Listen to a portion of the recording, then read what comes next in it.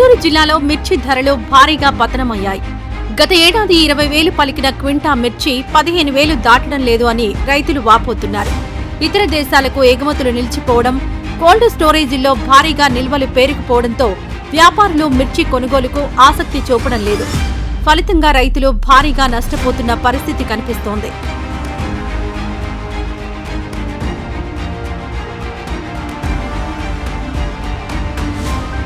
మిర్చి రైతుకు ప్రకృతి సహకరించిన గిట్టుబాటు ధర దక్కడం లేదు.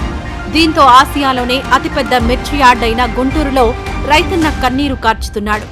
కాలం కలిసి వచ్చినప్పుడు కూడా పండిన పంటకు ధరలు లేకపోవడంతో రైతులు కుబేలైపోతున్నారు. ప్రధానంగా గత ఏడాది కన్నా పంట దిగుబడి ఎక్కువగా రావడం ఒకంత అయితే ఎగుమతులు లేకపోవడం పిడుగుపాటైంది. దీనితో ధర పతనావస్థకు చేరుకుంది.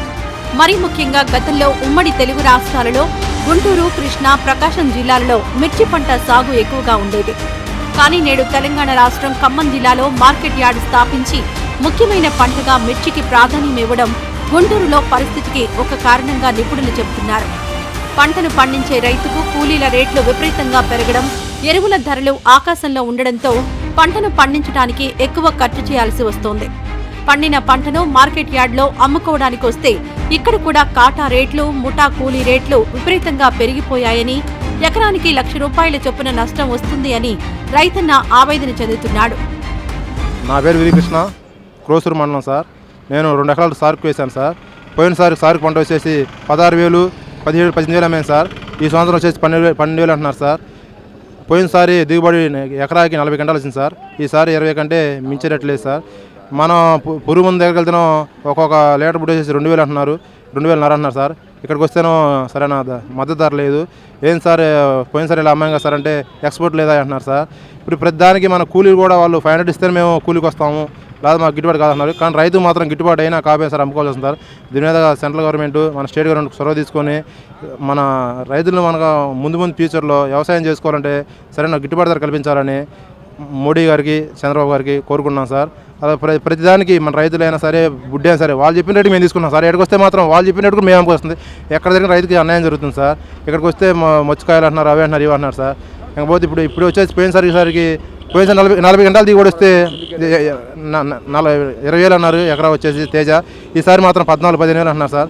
ఎకరానికి వచ్చేసి 5,000 పోతుంది సార్. అలా వచ్చే 20 గంటలకు కూడా ₹1,00,000 నష్టం వస్తుంది సార్. రైతు ముందు రైతులు అయితే వ్యవసాయం చేయాలి సార్. దీని మీద మరోసారి ప్రభుత్వానికి విజ్ఞప్తి చేస్తున్నాం సార్. సరైన మద్దతు ధర కల్పించి పేద రైతులను ఆదుకోవాలని కోరుకుంటున్నాం సార్. ఏసీలో పెడితే సార్ పోయినసారి ఏసీలో పెట్టాం సార్. ఫస్ట్లో వచ్చేసి 18,000, 17,000 అన్నారు. ఇప్పుడు ఆ ఏసీ గారైనా 12,000 అంటున్నారు సార్. ముందు కూడా మరి మేము ఎంత సార్, ఇప్పుడు మేము వడ్డీలు తెచ్చి వ్యవసాయం చేస్తూ ఉన్నాం సార్. మన ఏసీలో పెడితే మా కూలీలకు డబ్బులు ఏం కడతాం సార్. మేము ఊళ్ళో కూలీలు 1 రోజు అవుతారు, 2 రోజులు అవుతారు సార్. మళ్ళీ 3 రోజులు వచ్చి మాకు డబ్బులు ఇవ్వాల్సిన సార్. మా దగ్గర డబ్బులు కదా సార్. అక్కడ పెడితే మరి మేము మళ్ళీ వడ్డీ డబ్బులు తీసుకోవాలి. మళ్ళీ వడ్డీ పెరుగుతూ ఉంటుంది, రేట్లు రాదైనా మళ్ళీ ఇంటి దగ్గర చాలా ఇబ్బందిగా ఉంటుంది సార్. అందుకని నమ్ముకుంటున్నాం సార్. మరోపక్క వాహనాలలో మార్కెట్ యార్డుకు తీసుకురావడానికి వేలాది రూపాయలు వెచ్చించాల్సి వస్తోంది. తమిళనాడు, కర్ణాటక, మధ్యప్రదేశ్, ఉత్తరప్రదేశ్ రాష్ట్రాల్లో సైతం మిర్చి పంటను పండించడానికి అక్కడి రైతులు తహతహలాడుతున్నారు. మిర్చి ధర పడిపోవడానికి ఇది ఒక కారణమంటున్నారు గుంటూరు మిర్చి యార్డ్ సెక్రటరీ. పండిన పంటను సరైన కాలంలో అమ్ముకోకపోతే తీవ్రంగా నష్టపోవడం ఖాయమని రైతులు ఆందోళన చెందుతున్నారు. భవిష్యత్తులో ఇలాగే కొనసాగితే మేము మిర్చి పంట పండించడం కూడా వృధానే అని రైతులు వాపోతున్నారు. మాది మాసిరాసుకుంట గ్రామం, పెద్దారెడ్డి మండలం, ప్రకాశం డిస్టిక్. మేము మిర్చి 3 ఎకరాలు వేసా. 3 ఎకరాలకు దాదాపు 2 లక్షల దాకా ఖర్చు వచ్చింది. ఇప్పుడు అంతా నల్లిగుండా మొత్తం తాలైపోయింది. ఖర్చులు కూడా వచ్చే పరిస్థితి లేదు. మొత్తం తాలు వచ్చేసింది నల్లిగుండా. ఇప్పుడు కోత కూలీలకే సరిపోతున్నాయి. కోసే కాయలు కోత కూలీల వరకే సరిపోతున్నాయి. ఇంకా పెట్టిన పెట్టుబడి మొత్తం అట్టనే ఆగిపోయేటట్టుంది. ఎకరాకు 7-8 క్వింటాల కన్నా ఎక్కువ వచ్చే సూచనలు లాగపట్టడం లేదు. ఫస్ట్ కోతలు కోసినాము, ఇంకా రెండో కోతలతో అయిపోయింది. మాకు పూర్తిగా నష్టం వచ్చేదే కానీ లాభం అంటూ ఈ సంవత్సరము మిర్చిలో. ఎకరానికి ఎన్ని క్వింటాలు వచ్చినాయండి మీకు? ఎకరాకు 8-9 క్వింటాల కన్నా ఎక్కువ రావటంలే ఈ నల్లిగుండ. 3 ఎకరాల మీద కూడా 30 క్వింటాల లోపే వస్తుంది. ఇప్పుడు ఎంత అమ్మడానికి తెచ్చారు? ఇప్పుడు ఎంత అమ్మారు? ఇప్పుడు మేము ఈరోజు ఒక తాలు 17 టిక్కీలు, ఎరుపు 19 టిక్కీలు, 2 కలిసి కూడా 15 క్వింటాల లోపే వస్తుంది ఫస్ట్ కోత. కింటా ఎంత పలికింది? ఎంత అమ్మారు? కింట 12,000 ఎరుపు, తాళ్ళు వచ్చేసి 5,000. ఇంకా కోత కూలీలకే సరిపోతున్నాయి. 50,000 కోత కూలీలు అయినాయి. 10,000 ఏరిన ఖర్చు వచ్చింది. పోయినసారి ఇదే ఎంతకు అమ్మారు? ఏ కాయలు పోయిన సంవత్సరం 17,000-18,000 అమ్మింది. ఈ సంవత్సరం వచ్చేసి 12,000 అమ్ముతున్నాయి. ఇంకా ఏం లాభాలు వస్తాయి, ఏం తింటాము? లాభం వచ్చే సూచనలు. ఎందుకు ధర తగ్గింది అని చెప్పి అడిగినప్పుడు ఏం చెప్తున్నారు? ధర తగ్గినప్పుడు పైన ఎక్స్పోర్ట్ లేదు, దాని గుండా మొత్తం పడిపోయింది. ఎక్స్పోర్ట్ క్వాలిటీలు రావటం లేదు, కాయ కూడా బాగుండటం లేదని చెప్తారు వాళ్ళు. అందుగుండా రేట్లు పడిపోయినాయి అని వాళ్ళు చెప్తారు.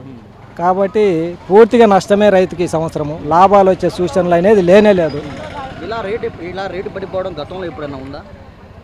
ఇంత విధంగా పడిపోవటం అనేది మేము ఇప్పటికి చూడలే. అయితే పోయిన 2 సంవత్సరాలు ఒకేసారి పెంచిండ్రు, ఇప్పుడు పూర్తిగా డౌన్ అయిపోయింది. ఇప్పుడు 17 నుంచి 18, 20, 25,000 కూడా అమ్మినాయి. 25,000 నుంచి ఇప్పుడు పూర్తిగా 10-12,000 వచ్చినాయంటే ఎందుకు పడిపోయింది అనేది ఎవరికి అర్థం కావటం లేదు. క్వాలిటీలు రావటం లేదంటారు. మరి ఇప్పుడు రేటు తగ్గింది, మీరు రేటు నష్టపోతున్నారని తెలిసి కూడా మళ్ళీ మీరు ఎందుకు అమ్మారు? అదే ఏసీలో పెట్టుకొని రేటు వచ్చినప్పుడు అమ్ముకోవచ్చు కదా. ఏసీల్లో పెట్టినా ఏసీల్లో ఉన్న సరుకే ఇప్పుడు 7-8,000 అమ్ముకుంటారు. కోత కూలీలకు కావాలి. మాకు ఎంతవరకు వచ్చినప్పుడు కోత కూలీలకు పెట్టుబడికి కావాలి. పెట్టుబడికి లేక, కోత కూలీలకు లేక ఎంతకంటే అంతకు అమ్ముకొని పోయి వాళ్ళకి కట్టాల్సి వస్తుంది.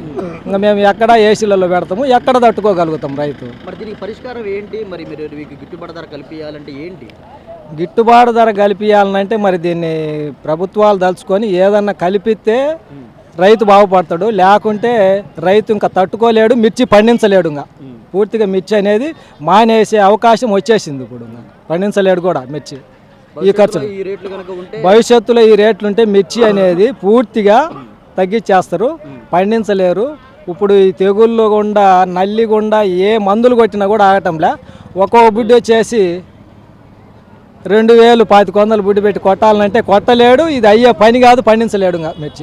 పండిన పంటను శీతల గిడ్డంగులలో దాచుకోవడానికి పోతే అక్కడ కూడా అద్దెల పేరుతో మోత మోగుతోందని ఆవేదన వ్యక్తం చేస్తున్నారు. శీతల గిడ్డంగుల పేరుతో రైతన్నల ఫేక్ ఆధార్ పాస్ పుస్తకాలు పెట్టి రుణాల పేరుతో టోకరా అవడం పరిపాటిగా మారిందని, ఇప్పటికైనా రైతన్నకు కూటమి ప్రభుత్వం చొరవ తీసుకుని పంటకు గిట్టుబాటు ధర కల్పించి న్యాయం చేయాలని రైతులు కోరుతున్నారు. నా పేరు తేజావతి వెంకటేశ్వర్లు అండి. వేదాద్రి గ్రామం, జగ్గేపేట మండలం, ఎన్టీఆర్ డిస్టిక్.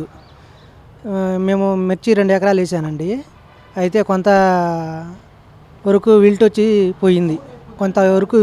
పోయింది. తర్వాత ఈ నల్లి వచ్చి, తామర పురుగు నల్లి వచ్చి బాగా సమస్యగా తయారయ్యింది. అయితే అలాగే ఎలాగోలాగా రైతు కష్టపడి పండించుకొని తీసుకొస్తే రైతు మార్కెట్కి వచ్చేసి కింటాకు వచ్చేసరికి 13-14 చచ్చి బతుకుతుందండి రైతులు. అసలు అది చెప్పుకునే బాధ కాదు రైతుది. ఆ తేజాలు నిరుడు 22,000 అమ్మిన తేజాలు ఇవాళ 13-14 అమ్ముతున్నారు. అసలు రైతు అనేవాడు మార్కెట్కి వచ్చి ఈ దళారులు వ్యవస్థకి తట్టుకోలేకపోతున్నారు. అందుకనే ప్రభుత్వం వారు ఎంతో కొంత గిట్టుబాటు ధర అనేది ప్రకటించాలని మనస్ఫూర్తిగా కోరుకుంటున్నాను. ఏంటి మీకు ఇక్కడ జరిగిన అన్యాయం ఏంటి? ఇప్పుడు గిట్టుబాటు ధర కల్పించాలంటారు గవర్నమెంట్, దీంట్లో ఎటువంటి చొరవ తీసుకోవాలంటారు? ఎటువంటి అంటే కనీసంగా మద్దతు ధర ఇంతని పెడితే రైతు అనేవాడు ఎంతో కొంత సాటిస్ఫై అవుతారు. ఇప్పుడు రైతు అనేది ఎంత అనేది లేకుండా 13,000, 10,000, 2,000 కూడా అడిగేట పరిస్థితి వస్తుంది. ఇవాళ తాలూకా వచ్చేసరికి 5,000 అడుగుతున్నారు. మంచిగా ఉన్నా కూడా అది వచ్చేసి 8,000కి ఇస్తావా, 9,000కి ఇస్తాడు. రైతు అనేది కూడా సొంతగా అమ్ముకునే శక్తి కూడా లేకుండా ఉంది. అదే ప్రభుత్వం ఇంతని కేటాయించింది అనుకో, రైతు అనేవాడు ఇంత ఉంది మార్కెట్ అనేది సంతోషించి ముందుకు వేయడానికి అవకాశం ఉంటుంది. రైతు చేయడానికి కూడా కష్టపడతాడు. ఏది లేకుండా గాలిలో దీపం పెట్టి ఇష్టం వచ్చినప్పుడు వ్యాపారులు కొంటారు, మీరు తీసుకెళ్ళండి అంటే ఇది ఎలాగుంటుందండి? రైతు అనేవాడు ముందుకు వేయాలన్నా, రేపు వ్యవసాయం భవిష్యత్తు చేయాలన్నా, 10 మందికి చెప్పాలన్నా ప్రభుత్వం అనేది ఎంతో కొంత చేస్తేనే కదా రైతు అనేవాడు ముందుకు వస్తే చేసేది అని మేము ప్రభుత్వాన్ని కోరుకుంటున్నాం. ఇప్పుడు మీరు ఎకరానికి ఎంత పెట్టుబడి పెట్టారు? ఇప్పుడు మీకు ఎంత వచ్చినాయి డబ్బులు? ఎకరానికి ఎట్లేదన్నా 1,50,000 అవుతుందండి. మేము 2 ఎకరాలు వేసాం. ఎకరానికి 1,50,000 ధర పెట్టుబడి అవుతుంది. మళ్ళీ కోత కూలి వేరే పెట్టుబడే వరకు 1,50,000. కోసిన కూలీలకి వాళ్ళ 400-500 అడుగుతున్నారు. వాళ్ళు ఉదయం 7-7:30కి వస్తున్నారు, సాయంత్రం 4:30 వేసేస్తున్నారు.